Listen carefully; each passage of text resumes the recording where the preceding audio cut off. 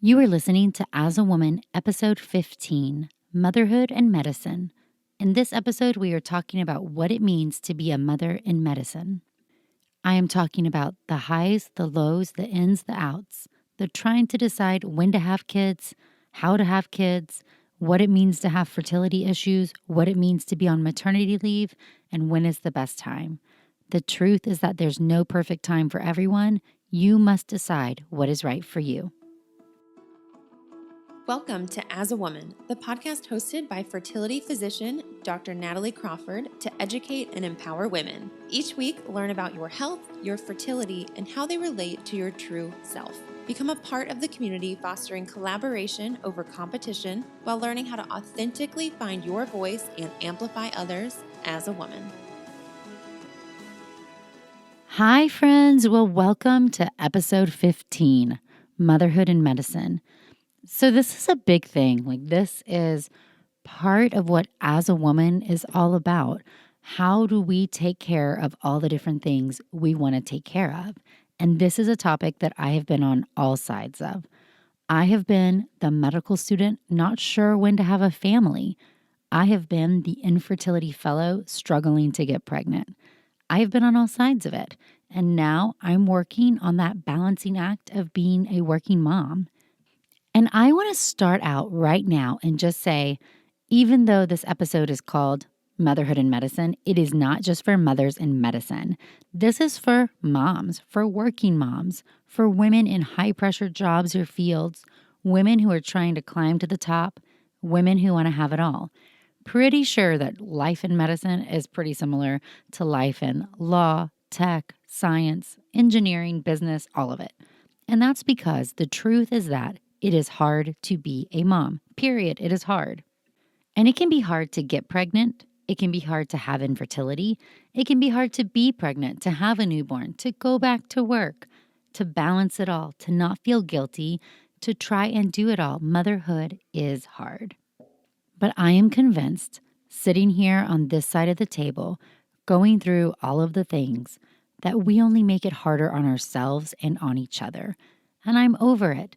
There is just too much stigma, too much judging, too much shaming over things that are very personal choices that other people should have no opinion on. Things like if you want kids, when you want kids, how many kids you want, how to have your kids, if you're going to go back to work after having your kids, how you feed your kids, how your kids sleep, all the things about your kids. About all the choices you make, all the things that you do. There is just stigma, judgment, and shame. And nobody is right. Nobody is wrong. But what is wrong, what has no place any longer, is judging each other. Making other women feel less than simply because she's making different choices than you would make. Choosing to put someone else's choice down to validate your own. Nope, guys, we're done with it. And the culture is really bad in medicine, where this is survival of the fittest. If you can't cut it, you're kicked out. The system trains us to be hard, to be similar, to think the same, do the same, diagnose the same, react the same. And some of these things are really good and they help take care of patients. But we are not all the same. In medicine, more female physicians suffer from infertility than the general population. A study showed that women physicians have 2 times the rate of infertility, 1 out of 4, versus the general population of 1 out of 8. And female physicians will wait on average 7.4 years longer to have a child than their peers. Certainly, age and waiting is a part of it, but I don't think it's everything. As I've mentioned before, I think some of this is a combination of waiting and aging, but also the life in medicine, stress, toxins, lifestyle, diet, habits, and a delay in conception. But this delay in conception is a part of the problem. The number one question I get asked, the single most common question, when do you have kids in medicine? And I think, talking about the same study, the thing that was most shocking to me is that women physicians overestimated the success rate of IVF. So if you're listening and you're purposefully delaying having children for any reason, I think it is really important to know that you can't just wait and say, I'll just do IVF. IVF will work for me later. No big deal. It's not really that simple. IVF does not work for everyone, and the success rates are higher the younger you are and the more eggs that you have. But I get back to, well, so when do you have them? Is it better to have children in medical school, in residency, in fellowship, after training? There is no answer. Girl, you have to do you. You do you. But you need the data to choose what's right for you. This is where age and fertility and your goals all intersect. This first struggle about deciding when to have kids is to make sure you're correctly preventing having kids before this time. And so let's start there, the pre-baby phase. So you're in medicine, life is crazy. Maybe you're 22 starting med school and you just know you don't want a baby, but you don't want to harm your chances of having a child later. What birth control options are the best for you? Let's think about what all options exist. You could not have sex. You could use condoms. You could do a natural family planning method, which is like the calendar method, where you avoid having sex on certain days. You could use oral contraceptive pills, which is usually a combination of estrogen and progesterone. You could use a long-acting progesterone method, like an implant, Implanon or Nexplanon, an injectable shot, which is the Depo shot or Depo-Provera, or an IUD, which can either be progesterone, which is the Mirena or the Kyleena, or a copper IUD. Now, for the most part, they're all great. Just as I support women in their fertility journeys and being aware of their body, I also really support you in preventing pregnancy in a family until it is right for you. So you must understand the option you are choosing and make sure that you know how it works. Meaning, if you're going to say, hey, I want to be hormone free, so I'm going to do natural family planning. Well, girl, you better know that that stuff does not work if your period is not perfectly regular every month. And you also need to know when you're ovulating so you can know what days to avoid. So those are some keys that you need to find out in research if that's what you're going to do. For oral contraceptive pills, there have been studies showing there's no long-term impact for fertility. That's probably one of the most common questions I get asked. Certainly, here's the thing to know about birth control pills. One is that you are taking estrogen and progesterone. The estrogen is at a high enough dose to prevent your brain from sending out FSH. Remember that FSH causes you to ovulate. So if no FSH is sent out, no egg is recruited, no ovulation happens. Well, you need to take the pill the same time every day in order for it to be effective contraception. Otherwise, it will not prevent you from ovulating. You also should know that prevention of ovulation in a long-term form like that is really good for preventing ovarian cancer. If you've used birth control pills for over 10 years, you have more than a 90% reduction in the chance of ovarian cancer, which is a women's health physician. That is one of our most deadly cancers because it is detected so late. So that's a great side effect of birth control pills. In addition, you have naturally lower testosterone levels with the birth control pill. That's not because it messes up your hormones, but because it increases your sex hormone binding globulin, which is a hormone that binds testosterone. And so your circulating testosterone levels are lower because it is bound to sex hormone binding globulin. This means less acne, your skin is clear. That's why a lot of dermatologists love it. Also, you are going to have less period symptoms like less cramping or menstrual problems. Now, birth control can sometimes take about a month longer in longitudinal studies to get pregnant. So when you come off the pill, it may take you 4 months to get pregnant versus 3 months. However, there's no higher incidence of infertility. So by 6 or 12 months, based on how old you are, there's no higher chance that you're not going to be pregnant. Now, the thing about birth control is that it can mask underlying problems, meaning if you're not ovulating, you're not going to know because the sign of not ovulating is irregular periods, and you're not going to know if your periods are irregular because you're using birth control pills.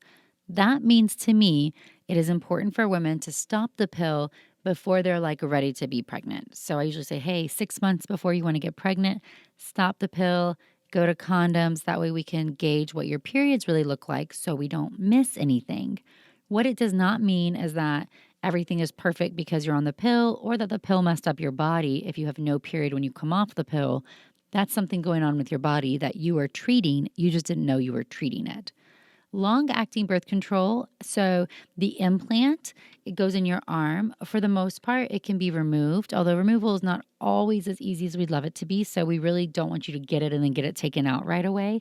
It is a long-acting progesterone, very similar to the Depo-Provera shot.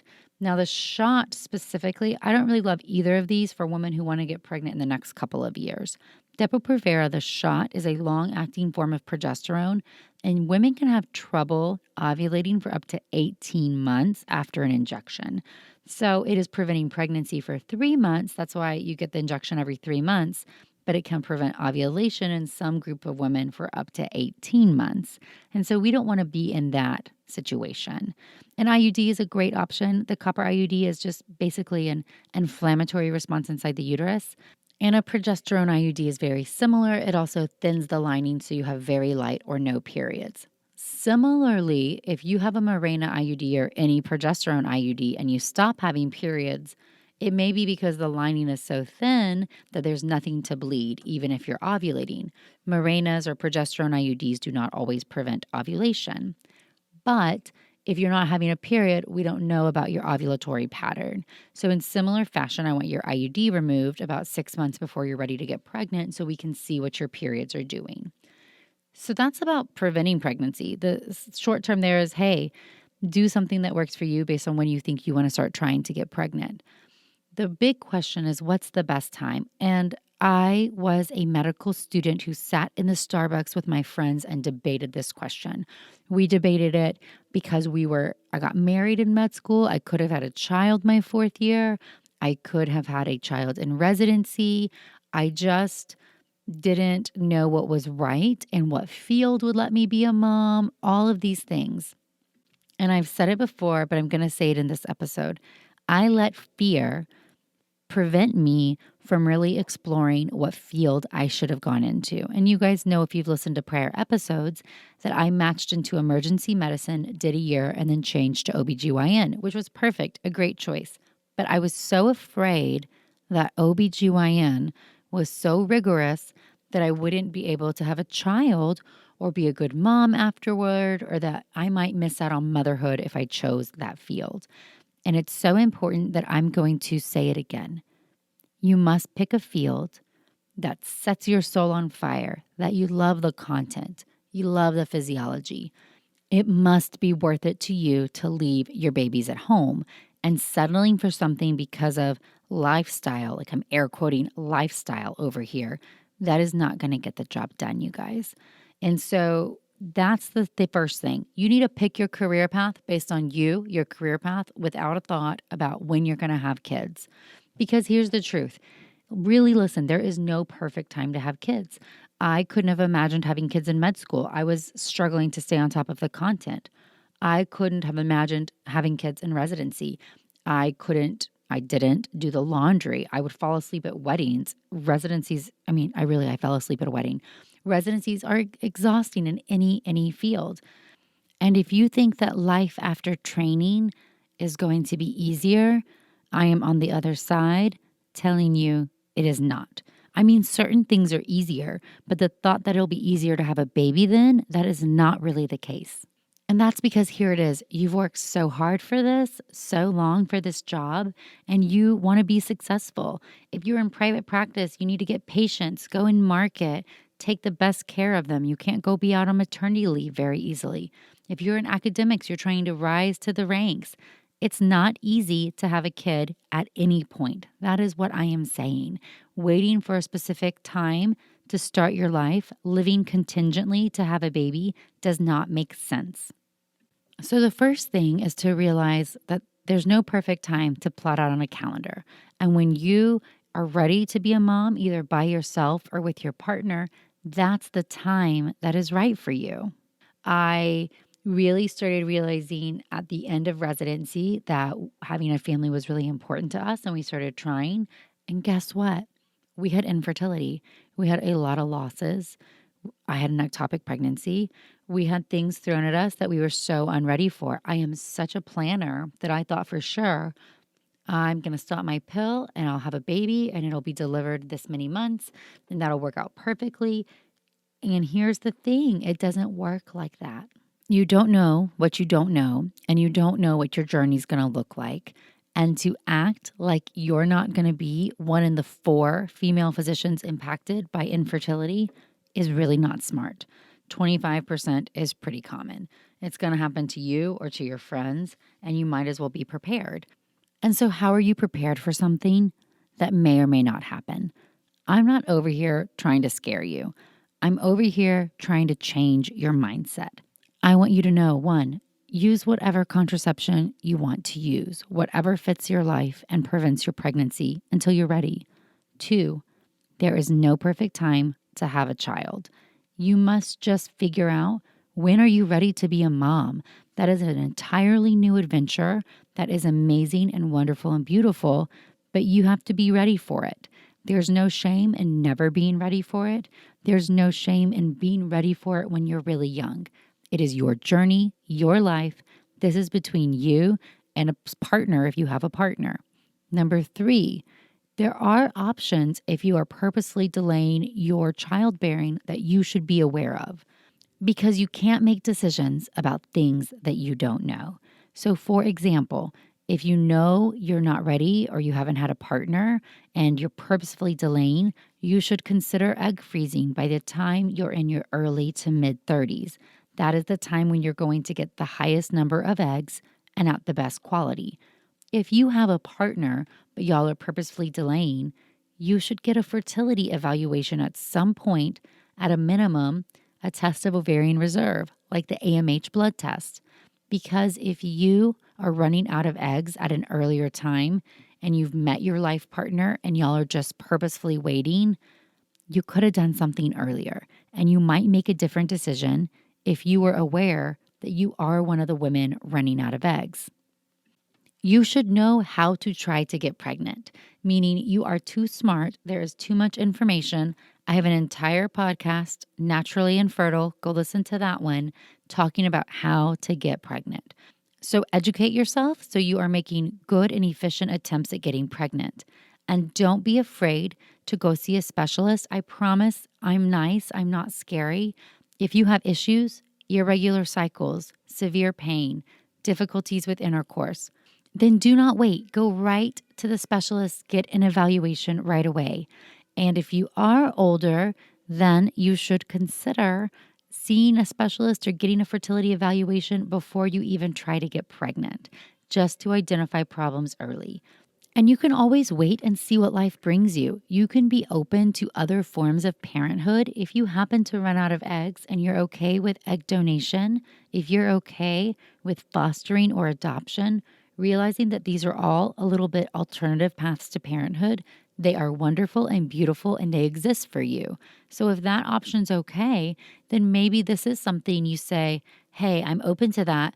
I'm going to not get this evaluation because I will be okay if this child is not genetically mine. Those are all good options. The reality is that you cannot do it all. Yeah, I'm sorry, you can't. You cannot do it all. I really wish that that was possible. I certainly overload my plate and put too much on my to-do list at any given moment. But being a mom will challenge you in ways that you never knew. I mean, the truth is that I honestly thought, because I was in medicine and I had survived a residency, that I would be okay. I was used to the really long call. I was used to not sleeping very much. And so I honestly thought that having a newborn would not be that much different than being a medical resident. I mean, that's the most foolish thing I've ever thought in my whole life, because having a newborn rocks your world. It rocks your world. And that is not scary. That is the truth. It's because it's beautiful. It's a life. This is a little life you created and or carried or were granted the opportunity to care for, however that little life came to you. And it takes a lot of work to keep something alive. And that's the truth, man. That is a level of exhaustion that I never knew. I never realized that being a mom of a newborn was so tremendously exhausting. Going to work when your baby is 5 weeks old is so incredibly challenging, both from a physical standpoint. You're still healing from giving birth. You may or may not be trying to breastfeed. You're still trying to figure out what type of schedule to have. And then you're expected to go back into the workplace at this really quick interval, because this is medicine, and function as if you'd never been out. and function at the exact same pace as if all this other stuff wasn't going on. And that is going to be hard in medical school, in residency, in fellowship, as an attending in private practice, no matter what you do. That's the real life. I wish it was that we would get 12 to 16 weeks off or some really extended period of time. There's pros and cons to that. I mean, certainly when you're done with training, you have more freedom and flexibility, but it's also really hard to leave your patients. One thing about being a trainee is these are often everybody's patients. You're one of a group taking care of them. When you're out afterward, depending on what you do, these are your people. These are people who are coming to you for you to take care of them.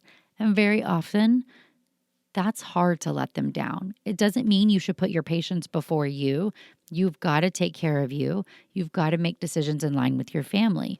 But the truth is, when you feel the ache to be a mother, that's when you start to go down that pathway. So just as I'm sitting here telling you, hey, pick a career a little bit with blinders on, just pick the thing you're passionate about, you do the same thing for motherhood. When you're ready, you don't listen to what everybody else is saying about it. You don't listen to the internal voice that says, hey, Nat, your co-fellows are going to have to work so much, they're going to hate you. Hey, your attendings are going to think that you're not serious about being a good fertility doctor because you took 2 maternity leaves in your fellowship. You're not going to listen to that. You're also not going to put blinders on and pretend that you're not going to be one of the ones impacted. Just as you have worked a really long time on the goal towards being a doctor, you have taken MCATs, you are pre-med, you did requirements, you have planned out all these things, you've learned how to study, you've missed out on parties, you made this a priority. If you want to be a mom, make it a priority too, you guys, which means don't go into something blindly. That's not what smart women do. Understand what your goals are and what your timeline is, and set some objective parameters. Hey, I'm going to check that AMH test by this age if I am not ready or haven't found the right person. I'm going to consider freezing my eggs. Yes, it costs money. It does. You guys, everything in life costs money. And the technology is amazing. I mean, we are taking one cell, a 1-cell thing, and we are freezing it, and it is going to turn into a baby potentially in the future. That is freaking amazing. To think that we should be doing that at a discount rate, that is just not smart, okay? We're not trying to do discount IVF here. We want your eggs to be as viable as possible, and there's an expense with the technology. That doesn't mean that you can't plan this out, budget for it years in advance, ask for this as a gift, ask for a loan, make priorities that arrange with you. We couldn't do egg freezing. It was experimental until 2012. And I really hate studies that are telling you that, well, only 6% of women use their frozen eggs. A lot of women have eggs frozen and they haven't reached the time when they're ready to use them. Meaning if you froze them at age 30, and that was 4 years ago, and you're 34, you may still very well use those eggs. You just haven't reached the age where you're ready to. If you're interested, you just need to know that egg freezing is not an insurance policy. It is just planning well. You have to know that the only insurance policy is holding a baby in your arms. And even then, motherhood's going to bring on a whole new level of anxiety and worrying that you never knew existed. But the real truth about being a mom in medicine or a working mom in any field is back to the fact that you can't do it all. And that is important because it's okay to ask for help. It's okay to realize that you're worn down and exhausted. It is okay to outsource. It is okay to not be the one doing all of the domestic responsibilities and maintaining a full-time job and keeping a baby alive. You've got to come to terms with what you need to do, what you can outsource, and what you can ask for help. I know that when I had my children, I really felt like I shouldn't be asking for help on certain things. I should be able to do this all. And guys, you can't really be a good mom or the best mom that you can if you're not taking care of yourself. Your kids see this. They see if you're happy, if you're sad. They see if you're running yourself ragged. I mean, they don't when they're a newborn, but they will when they get older. And so you've got to learn to schedule in the time for you, to ask for help. Hey, hubby, I need you to watch the kid for 30 minutes so I can go for a run. Hey, I'm going to drop the baby at the daycare at the gym and let a stranger watch him for 30 minutes so I can work out. Hey, I'm going to hire a babysitter for Tuesday night because our relationship needs us to have some alone time, not just parent time all the time. Hey, somebody's going to clean the house. Hey, I'm not going to cook all the dinners, or we're going to compromise on this, or we're going to eat the same thing every week. I mean, do you know that's what we usually do? I mean, like tacos on Tuesday and stir fry on this night and pasta on this night, and that is fine. Simplify your life when you need to. You don't have to have a gourmet meal every night. You do not have to make baby food from scratch. You don't have to pump enough breast milk for the baby to get to age 3. Like you can do your best and your best is going to be okay.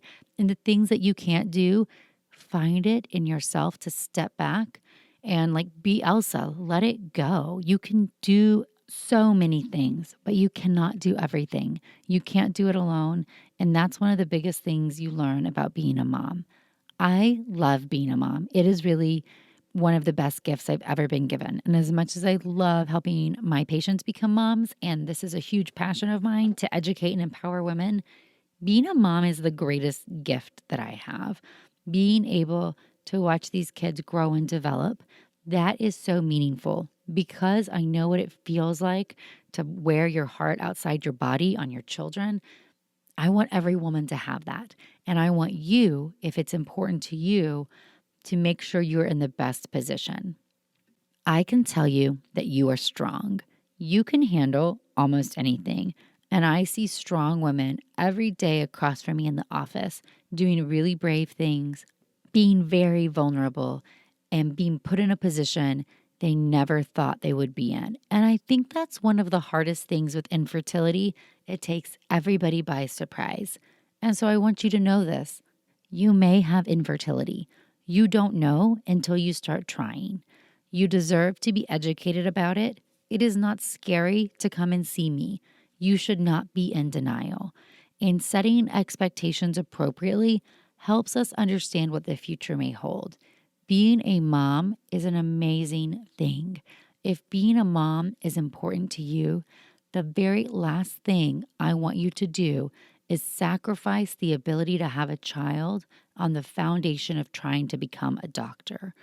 Being a doctor is a wonderful, wonderful job. I've only always wanted to be a doctor. I love it with all the passion that I have. I get to get up and go to work and help people change the entire trajectory of their lives. It is such an honor to be able to have people entrust their care to you. But listen, it is not worth sacrificing yourself. This is your one life. This is your one life, your one body, your one chance to become a parent. There's other paths, right? So what happens if you have infertility? What if you never get to be a mom? Well, you get the choice then to say, hey, I'm going to walk away from this. This isn't for me. Or you get the choice to explore the other options. Carry a baby, have an egg donor, use a surrogate, adopt, whatever it is. But then you're at least the one in control. No path to parenthood is better than the other. And I really mean that. And that's what I want to leave you here today. I want you to know that you are worth it. You and your dreams and your future family are not worth compromising purely in the process of medicine. Medicine will eat you up and spit you out. It's a great, great life, but you can get lost in it. And I've gotten lost in it in the past. And finding yourself and staying true to who you are is one of the best things that you can do for you along this entire journey. And I promise you, you will be a better doctor for it, and you will be a better mother if you want to be a mother. But what I want you to stop doing is making excuses for putting yourself last, and I want you to stop shaming other women. I want you to remember that no choice is right or wrong, and what's right for you is not going to be right for everybody. Just as you don't want to be judged and shamed for your choices, stop doing it to other people. Stop putting them in uncomfortable situations. Stop asking them if they're pregnant or not. Stop asking them when they're going to have kids, how many kids they're going to have, why they're going to have a C-section. Are they going to breastfeed? Is their baby sleeping in a crib or a rock and play or their bed or a bassinet? Not your business, okay? It's not. In the same way, you can tell your friends, hey, I'm there for you. And I think it's important that you share your story. One of my patients who is young, who has bad endometriosis, found out in the course that she had blocked tubes and had to do IVF to get pregnant. And that's a pretty shocking thing to hear in one visit. And she told me that from listening to the podcast, she decided to tell her best friend what she was going through. And they didn't really talk about trying to get pregnant or anything like that. And her best friend opened up that she'd been through IVF herself and hadn't told her. Suddenly, these two friends are supporting each other. Then they were previously hiding this huge part of themselves. It's not worth it. We only break the stigma if we break the stigma. We break the stigma by talking about it, by not being afraid of taking the leave to go get pregnant, by not being afraid of saying, I'm doing IVF. I can't do this. I have an appointment I have to make. By making yourself a priority, by talking about the things you are going through, you will empower others to change the course of their own journey. And that is so inspirational. Your struggle, your vulnerability, your bravery, it will matter. And so if you dare, I challenge you to share. Share pieces of this side of your life so that together we can say that there's not a stigma about when to be a mom in medicine. We've got to lessen the shame of going out on maternity leave, that we are functioning as less than, that we need pump breaks, or that we need to do fertility treatments to get pregnant. This is just a part of life, you guys. I want to thank you so much for listening today. This topic just really means a lot to me.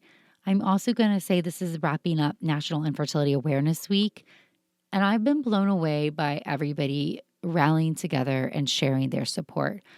I have been so inspired by all of the people sharing their personal stories with infertility, and it is going to change the game for so many women. And I just want to say, especially to the women in medicine, bravo, keep it up. By talking about things, we start to make a change. We must first acknowledge what is there before we can ever start to make big changes. So a big thank you from me to you. Also, the As a Woman podcast is still very new, and I appreciate every review, every rating, every share, every single thing that you do. It means so much to me. I can't wait to hear what you think. So please feel free to send me a message. Feel free to comment on Instagram. I'm at nataliecrawfordmd, and you can also follow along on the blog at nataliecrawfordmd.com. Join us for next week's episode, number 16, The Truth About Miscarriage. See you then.